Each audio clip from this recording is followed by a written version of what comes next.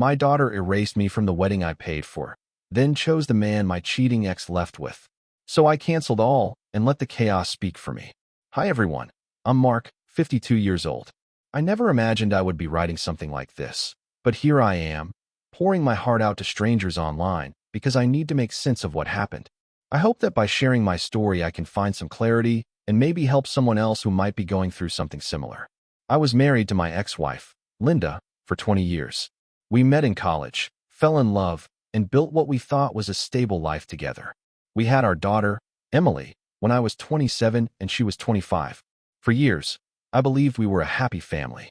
We had our ups and downs, of course, arguments about money, disagreements about raising our daughter, and the usual stresses of daily life. But nothing prepared me for the storm that hit when I turned 48. I discovered that Linda had been cheating on me for years. The affair was not casual or brief. It was an ongoing relationship with someone I considered a friend, a guy named Jason who worked at the same company I did. I found out by accident, overhearing messages on a work phone call. I confronted Linda, and she admitted everything. The betrayal broke me in ways I didn't know possible. It wasn't just that she cheated. It was the fact that she chose to be with someone else for so long, kept it a secret, and then had the audacity to introduce him into our family's life. I did my best to shield Emily from the mess. I didn't want her young adult mind burdened with the ugly details. Emily was in her early 20s at the time, just about to start her career as a graphic designer. I tried to explain that her mother and I were going through a rough patch, and that sometimes adults make mistakes. I told her we were separating and that I was moving into a smaller apartment. It was painful. I cried myself to sleep many nights. I could not reconcile the person I thought I married with the woman who betrayed me. But I had a responsibility to my daughter. I wanted her to feel loved and supported despite everything falling apart around her. I paid for her college, helped her find a decent apartment, and made sure she never felt abandoned. I moved on as best as I could, therapy, support groups, slowly rebuilding my life. I started dating again much later, after finally accepting that my marriage was over. A few years passed, and I established a comfortable routine. I found a new partner, a kind woman named Sarah, who treated me well. She got along with Emily too, and for a while it felt like life was offering me a second chance. Then, about 6 months ago, out of the blue, Emily called me on a Sunday afternoon. Her voice sounded excited, almost breathless. She said, "Dad, I'm engaged." I remember my heart jumping. I asked her who the lucky guy was, and she said his name was Tom. She told me they had been dating for 2 years, but wanted to keep it low-key until they were sure. I was thrilled. Despite everything, I had always dreamed of walking my little girl down the aisle someday. I imagined wearing a suit, smiling proudly, giving her away at her wedding. It felt like a beacon of light after years of darkness. Emily spent the next few weeks describing Tom to me. Smart, funny, worked in finance, treated her with respect. She said he was perfect for her, that they shared the same values, and that he made her laugh. I asked if she wanted me to help with anything, planning, budget, venue, and she said yes, that I shouldn't hold back. She insisted she wanted me to sponsor the wedding. She said, "Dad, you've done so much for me all these years. Let you give me something back." I was touched. My ex-wife had stopped contributing to Emily's life emotionally and financially, so when my daughter asked me to foot the bill, I didn't hesitate. I sold some stocks, tapped into savings, and set aside about $20,000 for a modest but beautiful ceremony. I wanted it simple, a small venue, maybe a backyard turned into a makeshift garden party, catering, flowers, a photographer. Nothing over the top. Just a day where everyone could celebrate love and family. Over the next 2 months, I found a venue, hired a caterer, selected a photographer, and picked out a suit. I spent evenings poring over seating charts, matching fabric swatches, and tasting cakes with Emily over Zoom since she lived 2 states away. We bonded again in a way I hadn't felt in years. I was proud to be her dad. I could see her excitement. She would send me pictures of sample invitations and ask which fonts I liked, what music I would march her down the aisle to. It felt like we were building something special together. Then, one Saturday evening, a month before the wedding date, I got a text from Emily that read, "Hey Dad, can you call me? We need to talk." I called immediately, thinking it was something urgent about the wedding. But when she answered, her tone was cold. She said, "I need to tell you something you might not like." My heart sank. She said, "I want you to know that Mom and her partner, Jason, you know, the man she left you for, are going to be at the wedding. I want to honor her, Dad. I felt a sharp pang of betrayal. I thought she was talking about guests, but it got worse. She said, "Not only will they be there, I want him to stand with me as I walk down the aisle." I paused, struggling to process her words. "Emily, are you serious?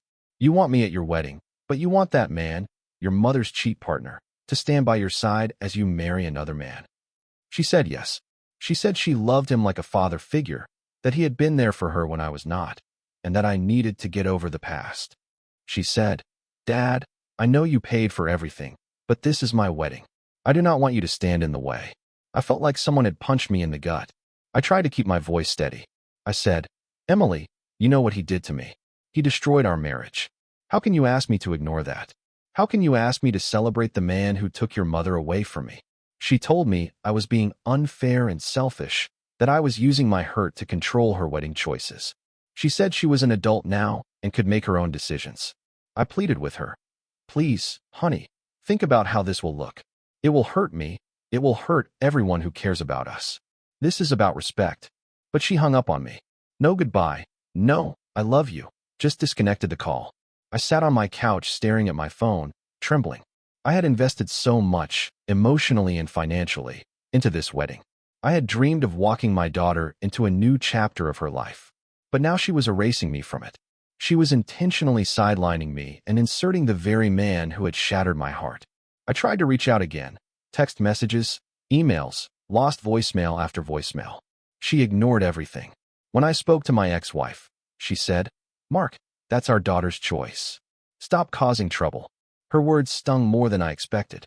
She seemed happy to have her partner's presence legitimized at the wedding. Their family was merging back together, at least in her mind.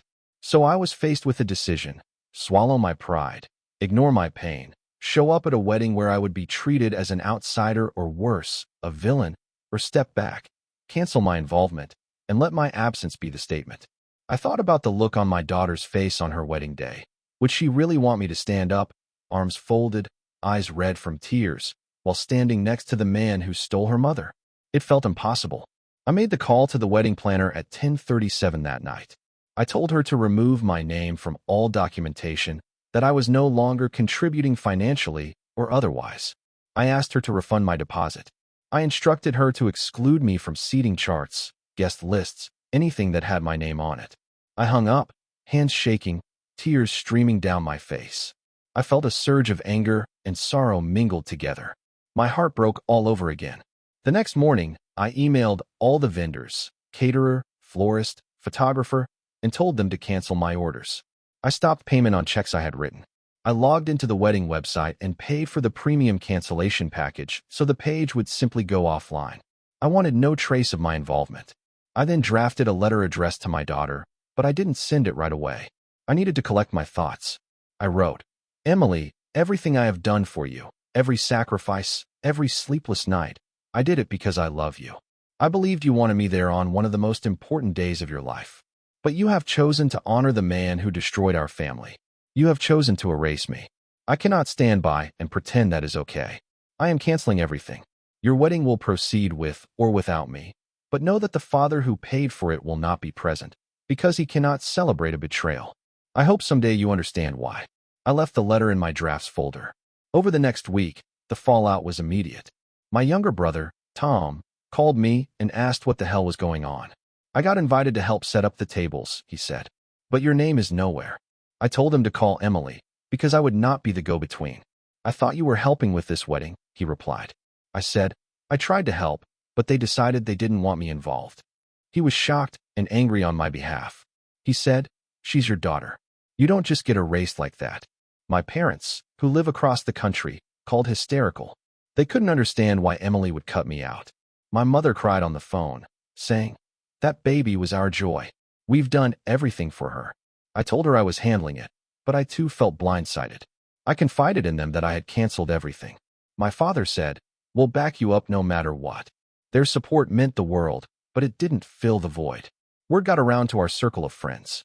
Some took my side. Others blamed me, saying I should have apologized to my ex and her partner and just moved on.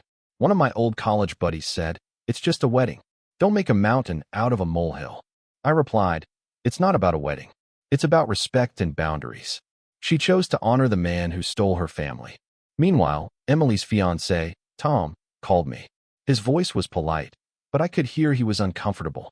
Dad, I know things are tense, but I hope you'll reconsider. I want you there. I took a deep breath and said, Tom, I appreciate you reaching out, but I cannot be part of something that disrespects me and my history. I'm sorry, but I canceled everything. He paused for a long moment. I really hope you understand one day, he said finally. Then he hung up. Every morning felt like waking into a nightmare. I would sit in my kitchen, drinking coffee, staring at the wall, wondering how my little girl had come to this point. I thought back to the day she was born, how I held her in my arms for the first time, how I told myself I would protect her from anything. Yet here she was, allowing someone who had caused so much pain into her life, dismissing the father who raised her. Friends and family tried to mediate. My sister-in-law offered to bring her to my house so we could talk face-to-face. I agreed to a dinner meeting. We sat at a small Italian restaurant on a Tuesday night. I saw the look on Emily's face when she walked in, eyes downcast, shoulders tense. She sat across from me, quietly, fiddling with her napkin. For a moment, I thought maybe she would apologize. But she didn't. I took a breath and said, Em, I love you. I want to understand why you're doing this. She avoided eye contact. She whispered, I'm sorry, Dad. I know you're hurt, but this is the life I want. I said, you're my daughter. I want to support you, but choosing him over me, after everything, how can you ask that? She said, he's been there for me when you weren't. I felt anger flare up. When I wasn't. I was the one who paid for your college, who moved to be closer, who called you every day. What could he do that I didn't? He was with your mother. He didn't protect you. He didn't comfort you. He betrayed me, betrayed our family. She looked away, took a shaky breath, and said, I know you think you sacrificed everything, but I needed closure. I needed to heal the way she did. He showed me a side of my mother I never got to see. I can't ignore that. I wanted to shout, to shake her, to make her see how deep the wound was. Instead, I felt my voice break. So you erase me? You erase my history, my love for you. She said, I'm not erasing you. I'm adding to my history. You can't have a life without acknowledging where she came from. I leaned back, exhausted. I realized this wasn't about me anymore. It was her choice. I said, then you'll have to do it without me. She stood up and left without looking back. That dinner was the last real conversation we had. After that, messages went unanswered. Calls went straight to voicemail. I sent the letter I had drafted. She never replied. The wedding date came and went. I didn't go. My brother, Tom, and his wife went, but they said it was awkward. Emily walked down the aisle with her mom and Jason on either side. They rolled cameras in front of them to capture every moment. I heard someone whispered that my brother raised a toast to the new couple. I was not mentioned. That moment was my final confirmation that I had made the right choice, painful as it was. In the weeks since, I've felt a strange mix of relief and sorrow. Relief that I didn't have to sit there and pretend to be okay with what they did. Relief that I didn't have to watch my daughter willingly embrace the man who hurt me. But also sorrow, because I lost a relationship with my daughter that I thought could never be broken. I feel a hole in my life where she used to be. My friends tell me time will heal, that maybe one day she'll see how wrong she was. My parents visit as often as they can. My brother checks in. I go to therapy twice a month. I still talk about the wedding with a lump in my throat, but each time it hurts a little less. I've sold the wedding suit I bought, donated all the leftover decorations, and cleared my calendar. Part of me wonders if I should reach out again. Another part knows it's not my fault she chose her mother's partner over her own father.